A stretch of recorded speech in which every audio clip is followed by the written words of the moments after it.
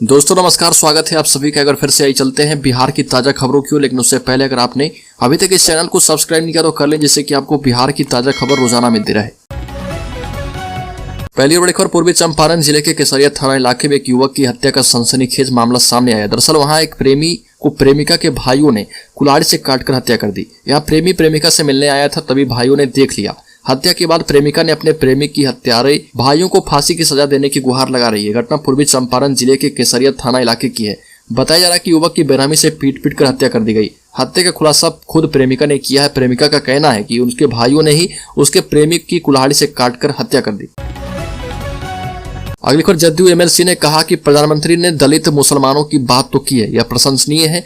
जदयू विधान पार्षद गुलाम गौस ने कहा कि हैदराबाद में अपने पार्टी सम्मेलन में प्रधानमंत्री मोदी ने दलित मुसलमानों के आरक्षण की बात की। यह पहली बार हुआ है जब किसी प्रधानमंत्री ने ऐसी बात की है। यह प्रशंसनीय है, पर यह केवल कहने से नहीं होगा, उन्हें इस पर निर्णय भी लेना चाहिए। उनके पास ताकत है।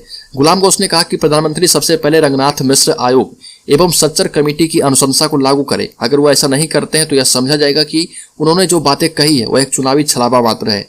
गुलाम गौस ने कहा कि जब 1956 में सिखों को आरक्षण दिया जा सकता है तो फिर मुसलमानों से परहेज क्यों किया गया। अगली खबर, भागलपुर में यूट्यूबर आदर्श आनंद की शूटिंग सेट के पास ताबड़तोड़ फायरिंग, 2 लोगों की हत्या से हड़कंप मच गया है। एक तरफ जहां वरीय पुलिस अधीक्षक सारे थानाध्यक्षों के साथ क्राइम पर नकेल कसने को लेकर बैठक कर रहे, तो वहीं दूसरी तरफ भागलपुर के कई क्षेत्रों में जमकर गोलियां चल रही है।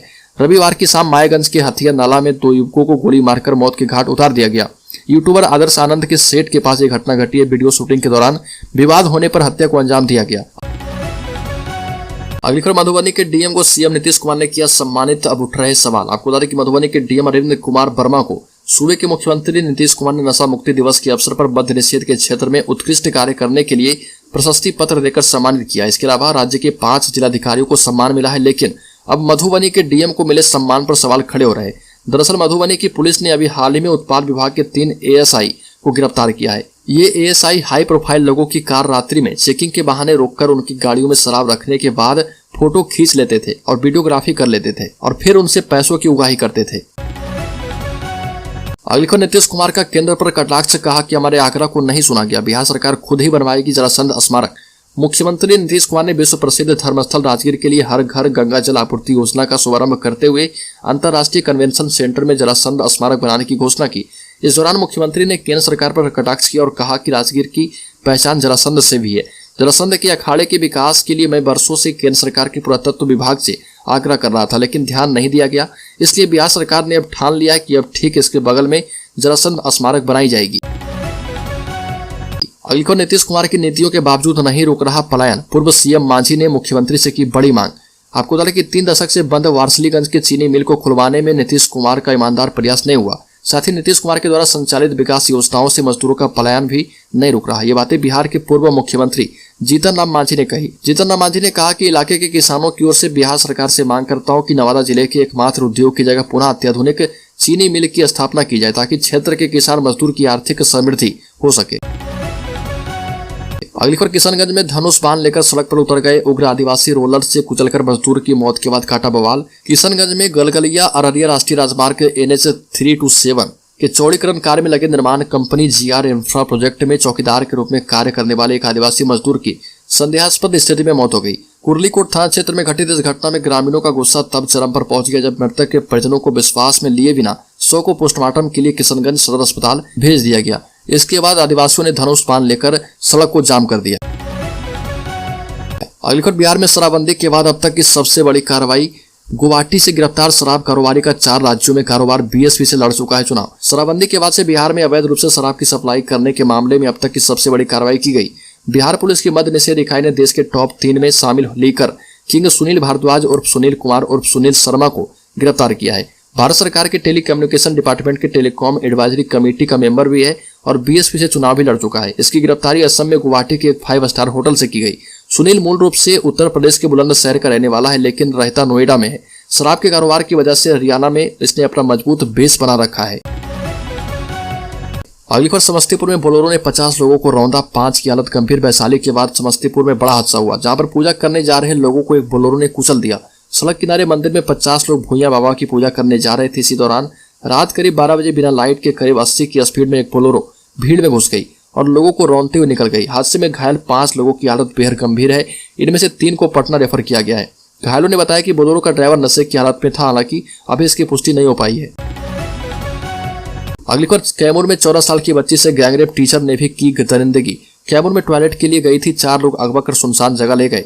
कैमूर में 14 साल की बच्ची के साथ गैंगरेप का मामला सामने आया है। लड़की टॉयलेट के लिए घर से बाहर निकली थी। इसी दौरान 4 लोग उसे उठाकर सुनसान जगह ले गए। वहां एक शख्स ने उसके साथ रेप किया। कुछ देर बाद प्राइमरी स्कूल का एक टीचर वहां पहुंचा, जो कि उसे बचाने के लिए आया था। उसने भी उसके साथ रेप किया। उसे देखते ही सभी लोग भाग गए। टीचर ने बच्ची की मदद करने की बजाय उसे अपना हवस का शिकार बनाया। अगली खबर, पार्टी से बगावत, शहाबुद्दीन की पत्नी को पड़ी भारी। आरजेडी की राष्ट्रीय कार्यकारिणी से बाहर हिना साहब ने कहा था कि मैं किसी पार्टी में नहीं। पार्टी के खिलाफ बोलना शहाबुद्दीन की पत्नी हिना साहब को भारी पड़ गया। पार्टी की नई कार्यकारिणी और पार्लियामेंट्री बोर्ड में हिना साहब को जगह नहीं मिली। आरजेडी ने राष्ट्रीय कार्यकारिणी की सूची जारी की। इस दौरान पार्टी ने सहित सेंट्रल पार्लियामेंट्री बोर्ड और स्टेट पार्लियामेंट्री बोर्ड की भी सूची जारी की। ये सूची तब जारी की गई जब लालू प्रसाद सिंगापुर में अपना इलाज करा रहे।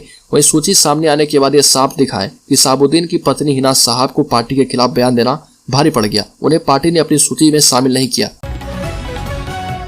अगली खबर, बिहार लोक सेवा आयोग के चेयरमैन अतुल प्रसाद ने सुधारात्मक कदम उठाने की बात कहते हुए बताया था कि आगे बीपीएससी सेंटर पर ही प्रश्न पत्र प्रिंट करके देगा। ऐसा उन्होंने 67वीं पीटी परीक्षा में प्रश्न पत्र लीक होने और फिर सभी सेंटर की परीक्षा रद्द होने के बाद कही थी, ताकि धांधली पर रोक लग सके। जानकारी की हाल के दिनों में हुई इस परीक्षा के 2 सेंटर पर आयोग ने इसका प्रयोग किया है। आयोग ने इसके लिए पेन ड्राइव में यह प्रश्न पत्र लिया और उसे पासवर्ड से लॉक किया गया। इसके बाद सेंटर पर फोटोकॉपी मशीन लगाई गई। इस मशीन के जरिए पेन ड्राइव से प्रश्न पत्र निकाला गया। इसमें आयोग के कर्मी लगाए गए, लेकिन आयोग के पास पहले से ही कम संख्या में स्टाफ है। हर जगह ये संभव नहीं हो पाएगा। अगली खबर, नगर निकाय चुनाव के बढ़ते समय के साथ ही परेशानियां बढ़ने लगी है। दिसंबर से जाके चुनाव टला तो कई अन्य समस्याएं भी खड़ी हो जाएगी।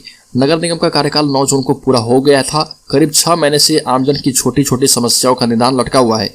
आवास योजना तो बिल्कुल बंद ही है। मेयर, डिप्टी मेयर और पार्षद निवर्तमान हो गए। लोगों की समस्या नगर निगम कार्यालय तक पहुंचने का साधन टूट गया है। करीब 1.5 से 2 महीने बाद प्रशासक नियुक्त किए गए। 9 सितंबर को चुनाव की घोषणा के साथ ही आदर्श आचार संहिता लागू हो गया है, जिसकी वजह से शहर की कई सड़क एवं नाला निर्माण की योजनाएं टेंडर प्रोसेस में फंस गई है। 3 टेंडर पब्लिश होने के बाद भी आचार संहिता की जद में आ गया है। राज्य निर्वाचन आयोग और जिला प्रशासन की ओर से पहले चुनाव की तैयारी पहले से ही पूरी कर ली गई है।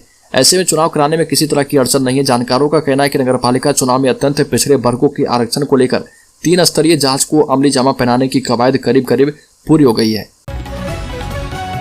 अगली खबर, सिमरी में हुई बाढ़ सदस्य संघ की बैठक। प्रखंड की सिमरी पंचायत में उप मुखिया सत्तो ठाकुर के आवासीय परिसर में बाढ़ सदस्य संघ की बैठक हुई, जिसमें मुख्य रूप से भराठी पंचायत के बाढ़ सदस्य पर जानलेवा हमले की निष्पक्ष जांच की मांग की गई।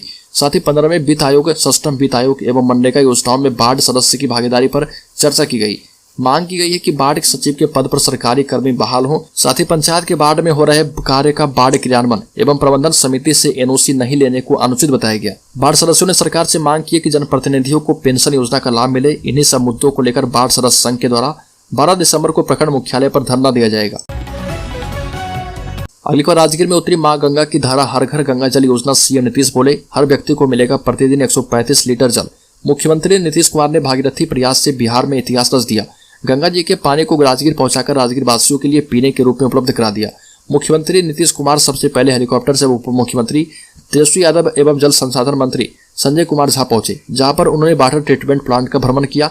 इसके उपरांत घोड़ा कटोरा स्थित गंगा जी राजगिरी जलाशय में पूजा पाठ किया गया। इसके बाद राजगीर इंटरनेशनल कन्वेंशन सेंटर में गंगा जल आपूर्ति योजना का रिमोट के जरिए लोकार्पण किया गया।